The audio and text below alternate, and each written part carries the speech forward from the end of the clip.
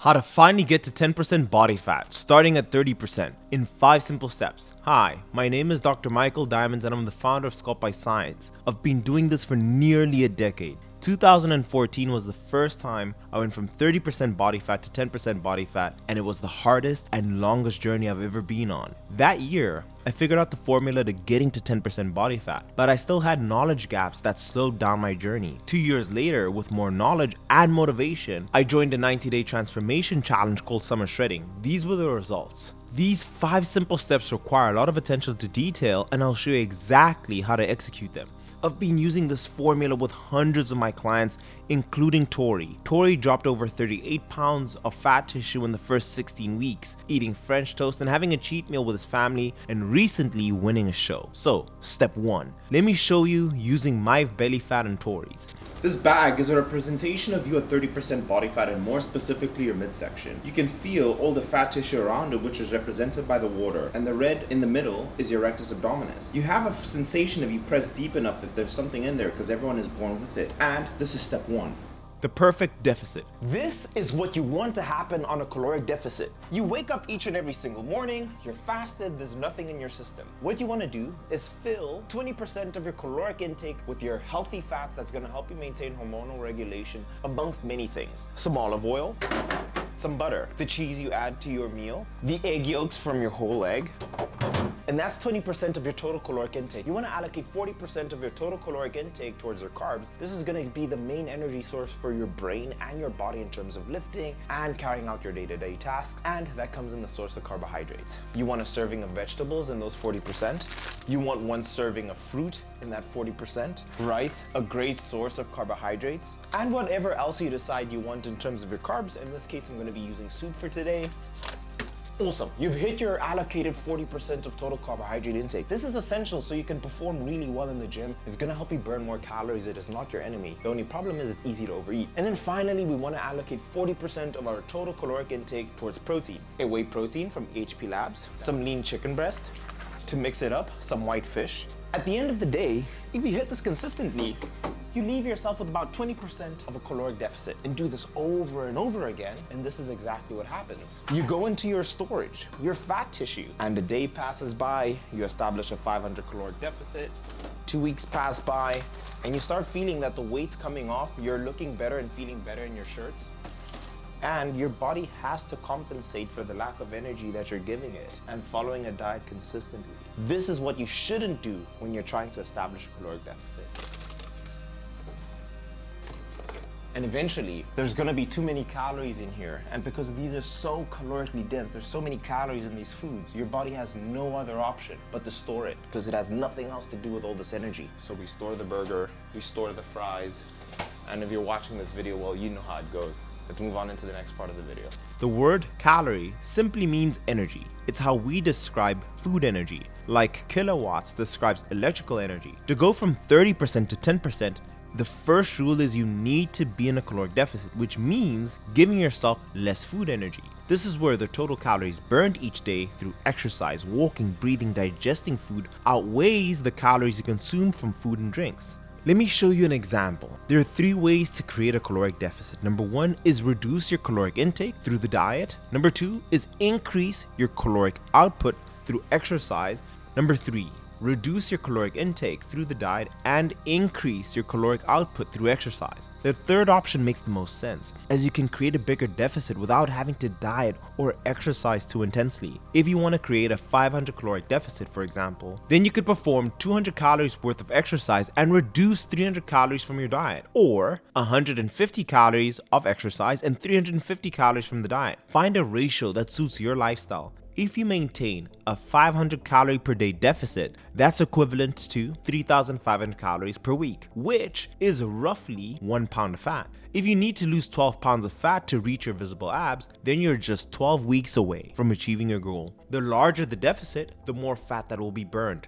But create too big of a deficit, then the diet can become hard to follow. If you're overweight, start with a 500 caloric deficit is a good target. If you're close to getting abs, maybe you just need to adjust the diet slightly. A smaller target between 200 and 300 is probably a good idea. With that in mind, do this right now. Go into the comments of this video. Give me your gender, your age, weight, height, and how many times you want to train. And I personally will tell you exactly how many calories you should be eating to lose weight in the comment section down below. I'll do that for the next 48 hours of this video being released. But before we continue with these 5 steps with myself or with my clients, I think one of the most important things all of us have to do is take a long hard look at yourself and ask yourself whether going from 30% and pursuing 10% body fat is what you should be focusing on and whether it's realistic. From my previous experience, I knew that getting to 10% required a huge amount of sacrifice. The average body fat percentage for men that I speak to are around 35 to 25% body fat, and for women it's around 30 to 36. Remember that women are supposed to have higher body fat percentages than men. This means that the average man and woman would need to reduce their body fat percentage by at least half to see their abs.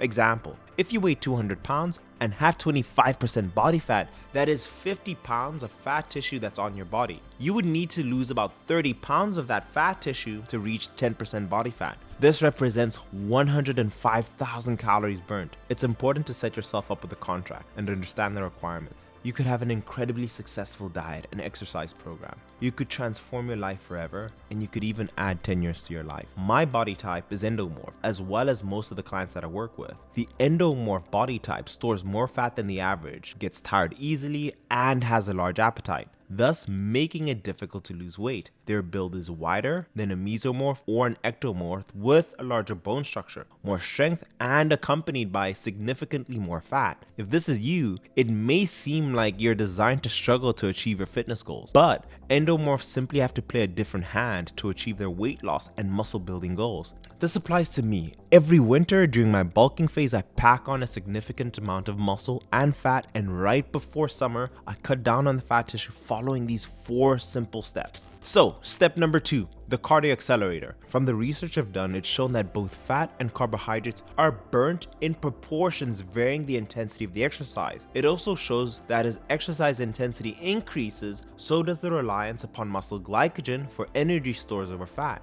As the exercise gets more intense, so does the proportion of energy coming from glycogen compared to fat. This is why very low intensity activities like walking taps mainly into fat stores, whereas high intensity sprints pulls much more heavily from your carbohydrate stores. I want you to keep your cardio super simple, and this will work. All you need to do is Johnny Walker. Just keep walking. I'm gonna do you one better, and I'm gonna give you the exact same formula I used with Tori for the last 16 weeks.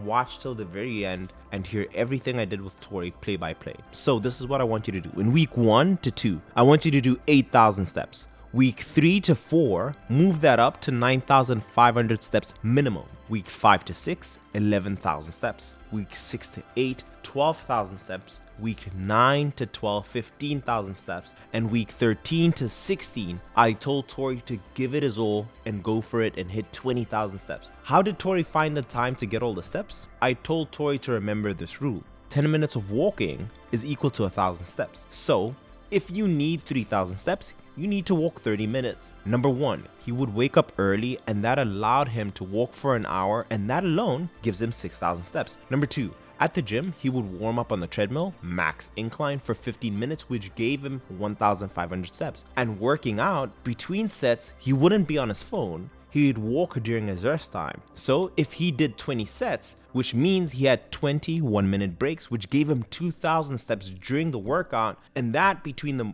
workout and between his warm-up is 3,500 steps. Number 3, if he had the time, he would get back on the treadmill and do another 30 minutes, which gives him another 3,000 steps. Number 4, he would help clean around the house, he'd walk to the grocery store, he would walk while watching TV. Some things my other clients who are super busy do, I tell them to get an under-the-desk treadmill, and they got a majority of the steps that way. Personally, for me, walking to the gym and back would get me 2,000 steps, and walking to the gym and between the sets, I would get another 2,000 steps. We know that if you're between 160 to 200 pounds, you burn roughly 500 calories per 10,000 steps. If you walk 10,000 steps for 7 days, that's equivalent to 3,500 calories burnt in a week, which is exactly 1 extra pound of fat. This would be just through walking alone. As the week passes, I would burn more fat the more I walk. Look at my client Nicholas. This is the exact same amazing transformation he did using this same tactic. The clients I see success with 10 out of 10 times are busy professionals. They're entrepreneurs,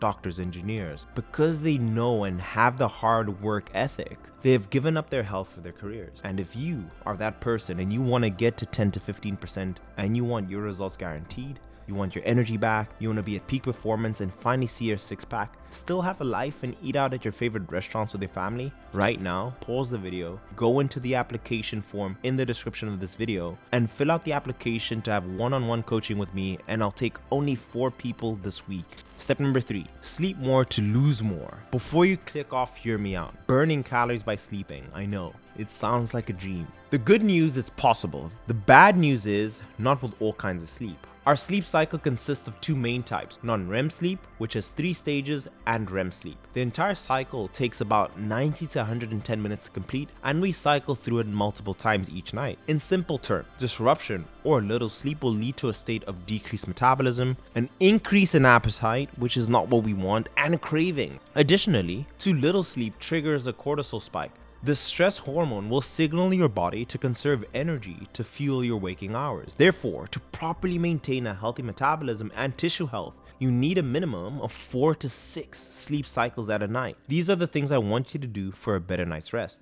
Number 1, regularity. Try and go to bed and wake up at the exact same time each day, even on weekends and days off if you can. This practice helps you regulate your body's internal clock, and it will ensure that you reach each stage of sleep the recommended number of times per night. Remember that it should be tailored to your needs and your lifestyle. Ideally, align your cycle with a natural rhythm of daylight and darkness for the best health benefit. Number 2, darkness. Simply, light tells the body it's time to be awake, and the darkness tells the body it's time for sleep. Our bodies are programmed to respond to light and darkness, whether it's natural light or artificial light from our lamps or electronic devices. And in response to that, the hormone melatonin is responsible to promote sleepiness. It either gets stimulated or suppressed. 2 things I highly recommend. Number 1, stop using electronic devices at least 30 minutes before you go to sleep. But if you can't do this, I propose 2 other solutions. Either invest in a pair of blue light blocking glasses and wear them at night, or activate the night shift on your phone and schedule it according to your sleep, so your phone activates automatically every night. Choose warmer colors like orange or red. This will reduce the blue light from your devices, but it is also less effective than wearing glasses. Second, dimming down the lights in your room 1 to 2 hours before bed. This is also an incredible trigger to your brain that it's your time to sleep. But if you're not a fan of darkness, recent studies have discovered red light is the best color light to help you sleep because it doesn't suppress melatonin production and might even help with your sleep quality. As a general rule, it's best to sleep in as much darkness as possible, as pitch darkness reduces potential distractions and disruptions to your sleep. Step number 3 is limit your caffeine intake. Coffee can sabotage your sleep quality and negatively affect your weight loss plan. Caffeine is very good at blocking your deep sleep. According to Dr. Matthew Walker, the #1 sleep health expert, studies have shown that caffeine can decrease the amount of time you spend in deep sleep by 15 to 30%, particularly if consumed closer to bedtime. This can lead to you waking up feeling less refreshed and restored. You might say, hey, I can drink a cup of coffee right before bed and fall asleep right away. Well, the quality of your sleep as well will be affected the most. The solution? At the very latest, I would stop consuming caffeine between 11 a.m. and if I felt dangerous, maybe midday. This was a hard cutoff for caffeine intake, and it overall improved my sleep dramatically. Step number 4, resistance training. It's the driving force to body recomposition, meaning it's easy to lose fat by using the diet alone, but it's impossible to build muscle without weight training. Weight training is paramount to building muscle and improving your body's composition. These are the things I want you to consider moving forward. What I want you to focus on: form and technique. Here, we want to focus on how to execute the exercise without causing harm or injury to yourself, and also to attain maximum benefit. 2, weight. Choose the heaviest weight you can to achieve the desired number of reps in each set without sacrificing your form. For example, if you have to do 6 reps of a flat dumbbell bench press, choose the heaviest weight you can that will challenge you to hit those 6 reps. Take note of which weight you choose and try to improve on this the next time you perform the exercise. rest. When performing a compound movement, bench, squat, deadlift, overhead press, I normally take about 2 to 3 minutes rest between sets. With accessory exercises, everything else, it's 1 minute and that's enough. With ab exercises, normally it will take me 20 seconds worth of rest. This is not the most important factor in training, so just go by feel. But personally, the only thing I'm going to tell you to do is avoid being on your phone or having a lengthy conversation, and personally, this is where I walk and get steps. Record your weight. Progressive overload is when you're gradually increasing the weight, frequency, or the number of repetitions in your strength training routine. This challenges the body and allows your musculoskeletal system to get stronger. If you want the training and diet program for free, just join my Pressure 10 challenge, and that is in the description down below. Step number 5. Throughout history, fasting has been an integral part of various cultures and religious practices. In ancient Greece, Hippocrates advocated for fasting to promote health and well-being. In Christianity, we have Lent, and in this past couple of months, Muslims had their practice called Ramadan. I would personally have never been able to make any of my transformations happen without fasting. Intermittent fasting is an eating pattern that cycles between periods, fasting, and eating. The 16-8 method is popular in intermittent fasting protocols, which involves fasting for 16 hours and eating in an 8-hour window period each day. So what are the benefits? 1. Weight loss. Intermittent fasting may help in weight loss by reducing your caloric intake and promoting fat burning. A study conducted by Tinsley and colleagues in 2017 demonstrated that participants lost weight after practicing time-restricted feeding like the 16-8 method. It's also shown improved insulin sensitivity. Intermittent fasting can help lower blood sugar levels and increase insulin sensitivity, potentially with reducing the risk of type 2 diabetes. It will also enhance your brain health. Studies suggest that intermittent fasting may promote brain health by increasing the production of brain-derived neurotrophic factor, BDNF, in a study conducted by Matson and colleagues. Autophagy. Fasting can trigger autophagy, a cellular waste removal process that promotes the regeneration of healthy cells and tissues. It also reduces inflammation. Intermittent fasting may help reduce inflammation, which is linked to various chronic diseases. A study by Johnson and colleagues showed that the alternate day fasting led to reduced levels of inflammation markers. Heart health. Intermittent fasting may improve cardiovascular health by reducing blood pressure, cholesterol levels, and triglycerides. A study by Vardy and colleagues found that alternate day fasting may have beneficial effects on cardiovascular health markers. So, how to use intermittent fasting, the 16-8 method. Choose your eating window. Select an 8-hour window that works best for your schedule. For example, you have your first meal at 12 p.m. and your last meal at 8 p.m. Or your first meal at 9 a.m. and your last meal at 5 p.m. This will be your eating period, and you will fast for the remaining 16 hours. I would also plan balanced meals. During your eating window, consume balanced meals that include a mix of protein, healthy fats, and complex carbs. Ensure that you're eating your daily nutritional needs. Stay hydrated. Drink plenty of water during both your fasting and your eating periods, and stay well hydrated. Begin gradually. If you're new to intermittent fasting, start with a shorter fasting period and then gradually increase it to the full 16-8. Example, fast for 12 hours and then eat in a 12-hour window period, the 12-12. Then move on to a 14-10 and then finally a 16-8. Also, I suggest listen to your body. Pay attention to your body's signals. If you experience dizziness, excessive hunger, or fatigue, adjust the fasting and eating window accordingly. If you're experiencing dizziness, excessive hunger, or fatigue, adjust your fasting and eating periods accordingly. Honestly, the beginning will suck. You'll wake up in the morning and feel hunger pain, and that's normal because ghrelin usually spikes in the morning due to circadian rhythm. And that's normal because of your circadian rhythm. But as 3 days go by, or even 7, you won't even feel it anymore and you'll start reaping its benefits. This is the extreme, but I promise if you're at that 35% body fat, this will help you tremendously. When I've practiced intermittent fasting religiously, I started with a 16-8 and my weight started flying off. And as I decreased my calories, I've gone as far as doing the 18-6 and then finally the 24. Mind you, I did this towards the end of my competition prep. This is the honest truth, it's my truth. Fasting has been around for centuries, so there is a reason why it's still so popular today, and because it works. With that being said, I hope that these tips will help you. I am in the comments down below. I'm there to give you your calories. I'm there to help you. I know that it's to my benefit if the people watching my videos are getting in better shape. So let me know in the comments down below what your situation is. Let me know your calories. Also, if you did enjoy the video, hit it with a gentle thumbs up. It costs you nothing. And if you want to work with me directly at Sculpt by Science, go into the description of this video. You'll see one-on-one coaching. Fill out the application to the best you can,